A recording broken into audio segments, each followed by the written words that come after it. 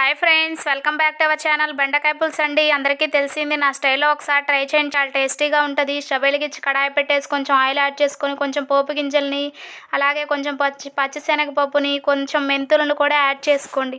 కొద్దిగా కరివేపాకుని, ఒక ఎండుమిర్చిని కూడా వేసి ఫ్రై చేసుకోండి. ఫ్రై అయిన తర్వాత కట్ చేసిన ఆనియన్ని, కట్ చేసిన 2 మిర్చీలు కూడా వేసి కొంచెం పసుపు, కొంచెం సాల్ట్ యాడ్ చేసి ఫ్రై చేసుకోండి. హాఫ్ కేజీ బెండకాయలను శుభ్రంగా క్లీన్ చేసి తుడిచిపెట్టేసి కట్ చేసిన ముక్కలు యాడ్ చేసి 10 నిమిషాలు మగ్గించుకొని మూత పెట్టేసి నిమ్మకాయ సైజ్ అంత చింతపండు నుంచి తీసిన రసాన్ని కూడా యాడ్ చేసుకోండి. 2 టేబుల్ స్పూన్ బెల్లం పౌడర్ యాడ్ చేశానండి. మీరైతే బెల్లం యాడ్ చేసుకోవచ్చు, టేస్ట్ బాగుంటుందండి. టేస్ట్కి తగ్గ సాల్ట్ యాడ్ చేసి మరో 10 నిమిషాలు ఉడికించుకోండి. 1 టేబుల్ స్పూన్ శనగపిండిని వాటర్లో కలిపి యాడ్ చేసుకోండి. శనగపిండి ఎక్కువ యాడ్ చేయొద్దండి, సరిపోతుంది. ఒకసారి కలుపుకోండి.